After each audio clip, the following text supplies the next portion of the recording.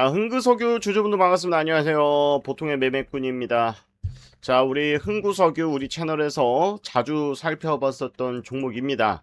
제가 우리 구독자님들께서 흥구석유 투자하고 싶을 것 같을 때마다 경고를 드리는 채널이기도 한데요.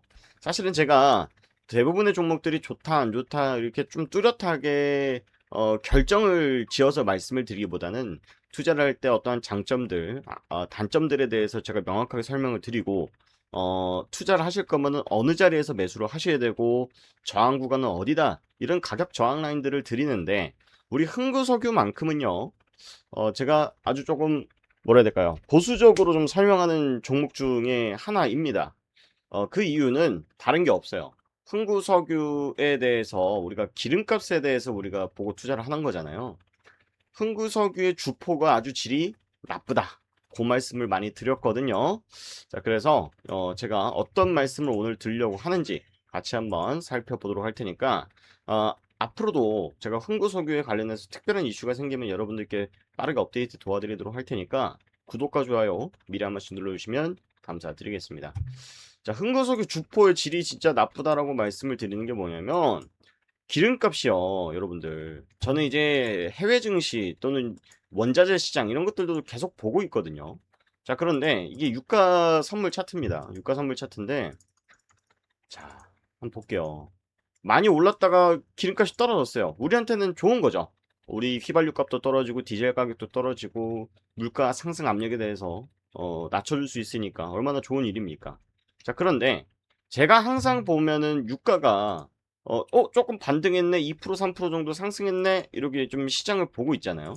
그러면 유가는 요런 자리에서 유지를 하고 있어요. 그러고 나서 이스라엘 전쟁 뭐 이제 미사일 안 쏜다더라, 이제 전쟁 합의한다더라, 이런 내용이 나오면 천천히 내려갑니다. 자, 그런데 흥구석유는요, 야, 유가 올랐대. 쭉 올랐다가 VI 발동해버려요. 그 다음에 호가가 멈추죠. 그러고 나서 바로 제자리로 돌려버립니다. 이거는 특정 누군가가 기회가 될 때마다 던진다라고 해석할 수밖에 없는 거고, 그것이 우리가 뭐 암묵적으로 세력들이 털고 나갔네 이런 걸 떠나가지고 창업자의 일가였던 서상덕님께서 계속 매도를 했더라. 보시면은 이분이 세부 변동 내역을 보시면 시간의 매매에서도 팔고 정규장 거래에서도 2만원대 25,000원대 팔았더라 라는 내용을 제가 지난 영상에서도 말씀을 드렸죠. 자, 그래서 이 종목, 특히나 이제 이 종목만 해당이 되는 건데 뭐 다른 종목들도 그런 종목들 많습니다만은 진짜 질이 안 좋아요. 올랐다 그러면은 때려, 올랐다 그러면 때려. 예를 들어서 우리가 상승을 하다가 조정을 받을 수도 있죠. 근데 이런 흐름이 아니라 고유가인데도 불구하고, 유가 상승을 하는데도 불구하고 얘네들은 바로 이겁니다. 바로 이거예요. 그래서 매매하기가 정말로 어렵고 실시간으로 여러분들께서 보고 있지 않은 이상 투자하기가 어렵다. 자, 여러분들, 제가 조금 더 구체적인 투자 전략을 좀 설명을 드리자면, 예를 들어서 우리가 풍구석유를 이 가격에 샀다라고 생각을 해보세요. 자, 그런데 어? 많이 오르네? 더 가겠지 하고 안 팔았어요. 자, 그런데 어떤 일들이 생기냐면, 예를 들어서 평균 단가가 요 정도라고 칩시다. 자, 그러면 얘는 제자리로 돌아간 게 아니라 제자리 그 이하로 떨어집니다. 그러고 나서 유가가 오르면은 다시 오르는데 딱 내 가격만 건들고 팔아요. 떨어져요. 근데 보통 투자자분들이 본전치기 또는 손절매 하시는 분들 있나요? 거의 없죠. 대부분 에라 모르겠다, 평생 가져갈란다 하고 존버를 많이 하시잖아요. 자, 그러면 또 떨어집니다. 자, 또 떨어져요. 또 바닥에서 거래량 한번 나와요. 근데 내 평균 단가는 한참 여기야. 그런데 이러다 보면은 우리 투자자들 입장에서 어떻게 생각하냐면, 얘는 기회가 주면 한 번씩은 주는구나, 떨어질 때마다 물타기 하면 되는구나 하고 이런 자리에서 물타요. 그럼 내 평단이 여기였는데 여기서 물타니까 어떻게 됩니까? 한 요 정도 낮춰지는 거예요.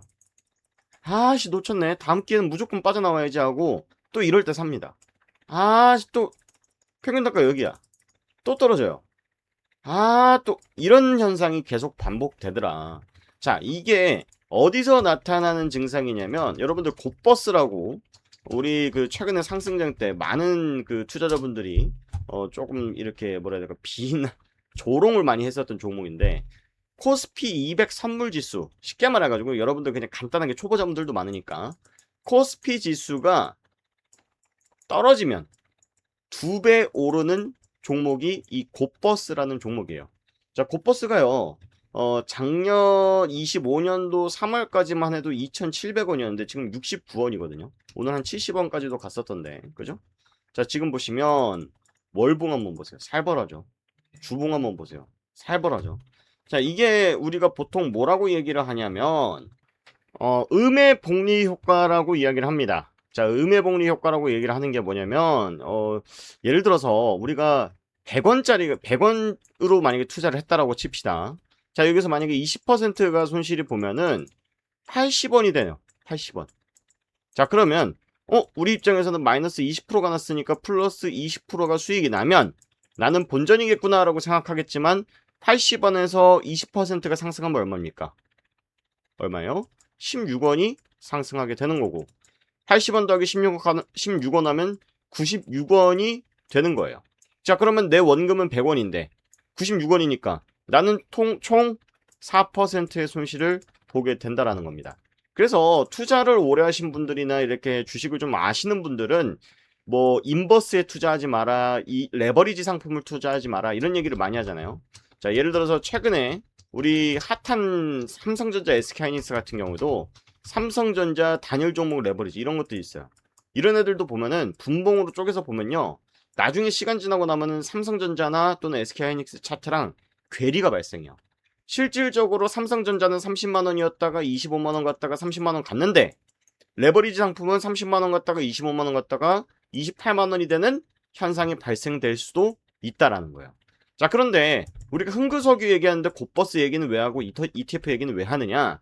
사실 그 얘기가 좀 궁금하실 텐데, 자, 여러분들 유가라고 하는 것은요, 유가라는 것은 우리가 이 중동이라던가 미국 같은 이 거대한 국가들에서 공급량을 조절을 할 수가 있습니까? 없습니까? 공급량 조절이 가능한 거 안 하나요? 하죠. 예를 들어서 증산을 합니다. 감산을 합니다. 하면서 얘네들이 공급량을 조절을 한다라는 거예요. 그래서 실질적으로 유가 차트도 보시면 이게 월봉인데 2006년 때부터 가격을 보시면은 항상 요 딱 박스 안에서 노는 현상들이 있죠. 예를 들어서 유가가 갑자기 뭐 특별한 이슈로 인해서 폭락을 하거나 전쟁 이슈로 인해서 폭등을 하거나 할 수는 있어요. 그런데 단발적인 이슈라는 거지, 유가가 예를 들어서 금상품처럼 장기적으로 우상향하거나 증시처럼 장기적인 우상향을 할 수 있는 특성의 상품이 아니다라는, 그죠? 자, 그러면 아까 말씀드렸던 음의 복리 효과를 우리가 대입을 해서 본다면 유가가 만약에 요 자리에서 계속 논다라고 쳤을 때, 예를 들어서 우리가 여기서 여기가 내가 100원이에요. 그럼 나는 100원, 유가가 100원이었을 때 흥구석유를 샀으니까 나중에 50원이 됐다가 나중에 또 뭐 전쟁 나서 100원이 오면 난 본전이겠지 라는 게 성립이 안 되는 게 음의 복리 효과라는 겁니다. 유가는 100원으로 돌아올 수는 있어도 유가를 추종하는 ETF 상품들이라던가 또는 흥구석유 같은 종목들은 90원 내지 80원밖에 안 될 가능성이 충분히 있다. 이렇게 보셔야 됩니다. 자, 그래서 많은 이 투자자분들이 뭐 이제 이 시장이 안 좋은 것, 비관에 투자하지 마라 이런 얘기를 좀 많이 하는 이유가 뭐냐면 장기 우상향할 수 있는 기초 자산의 형태를 띠고 있지 않기 때문이에요. 장기 우상향할 수 있는 기초 자산의 형태를 띠지 않기 때문에 투자 상품으로서, 특히나 장기 투자로서는 적합하지 않은 경우가 되게 많더라. 그러면 이런 종목들은 어떻게 매매해야 되느냐? 제가 지난 영상에서도 계속 말씀을 드리고 제가 우리 흥구석유에 대해서 브리핑을 계속 드리는 진짜 이유가 있어요. 제가 3월 달에 우리 코스피가 많이 빠졌었거든요. 자, 3월 달에 보시면 제 홈페이지인데 코스피가 19% 정도 빠졌고요. 코스닥이 11% 정도 빠졌어요. 근데 제가 지금 45% 정도 수익을 냈단 말이에요. 어떻게 됐냐? 삼성전자 SK하이닉스로 된 게 아닙니다. 단타로. 당일 단타로 오늘 오르는 종목들 기준으로 그런 종목들로 매매를 했단 말이죠. 근데 그렇지 않고서는 이 흥구석유를 빠져나올 수 있는 방법이 없어요. 지금 같은 경우에는 말이죠. 자, 그런데 한 가지 변수는 있긴 합니다. 무슨 변수냐면 자, 일단은 여러분들 최근에 뭐 유가가 곡점 대비 30% 빠졌다고 하는데 주유소 가보시니까 어때요? 유가 비슷하지 않나요? 기름값? 저도 주말에 머리를 긁적거리면서 이거 전쟁 끝났다는데 기름값 언제 떨어지는 거야? 이런 고민들을 많이 했는데 실제로 이게 적용이 되려 그러면은 우리 소매 쪽으로 넘어올 때까지 그 가격이 전가가 되려 그러면은 한 1, 2주 정도 더 있어야 됩니다. 물론 우리 같은 국민들 입장에서는 아니 뭔 일 있을 때 유가 올리는 건 하루 만에 올리고 떨어뜨릴 때는 1, 2주 있다 떨어뜨리냐? 라고 생각할 수도 있지만 구조가 그렇습니다. 자, 그리고 무슨 문제가 있냐면 주유소에서 이렇게 기름값을 못 내리는 거는 언제 또 오를 수도 있지 않을까라고 하는 리스크 때문이거든요. 근데 그 리스크가 어디서 나오냐면 지금 이스라엘이 지금 이란과 미국이 어느 정도 잠정 합의가 이루어졌다라고 얘기를 하고 있는데 이스라엘은 난 몰라 하면서 계속 때리고 있습니다. 때리고 있어요. 그리고 러시아 우크라이나 전쟁도 되게 지금 격화되고 있는 상황이죠. 그렇기 때문에 유가가 단기적으로 안정된 것은 사실이지만 장기적으로 아직까지는 리스크가 여전히 남아 있다라고 보는 게 제 개인적인 견해다. 그래서 기회는 한번 줄 것이다. 기회는 줄 텐데 제가 지난 영상에서도 여기서 한번 튀어 오를 거다. 이거 중요한 선이기 때문에 튀어 오르는데 매번 속았기 때문에 이번엔 다르겠지라는 기대를 갖지 마시고 튀어 오를 때 도망가야 된다. 라는 말씀을 드렸던 것처럼 이번에도 비슷한 전략으로 바라보셔야 되겠다. 이런 말씀을 드려봅니다. 자, 그래서 하여튼 우리 흥구석유 주주분들 지금 정말 속 많이 상하실 거고 그 이상이실 거예요. 속상하기보다는 에라 모르겠다 라고 지켜보시는 분들 많이 계실 텐데 그렇게 해서는 정말 승산을 보기가 어려운 종목이 흥구석유, 인버스, 뭐 곱버스 이런 상품들의 유형이니까요. 참고들 하셔가지고 대응을 좀 해보시고 혼자서 조금 매매하는 방법이 좀 어렵다. 나 혼자서 대응이 좀 어렵다라고 하시면 여기 종목 진단문의 무료로 받아보실 수 있습니다. 핸드폰으로 보셔야 되고요. 핸드폰으로 보셔서 문자 남겨주시면 여러분들 매수가가 얼마고 수량이 몇 주를 가지고 있고 보내주시면 여러분들 상황에 맞게 제가 진단을 좀 도와드려 볼 테니까 여기 보시면 우리 구독자분들께서 이렇게 물어보실 때 나 누구누구 주주인데 몇 주 가지고 있어 대응 방법 알려줘라 라고 물어보시면 됩니다.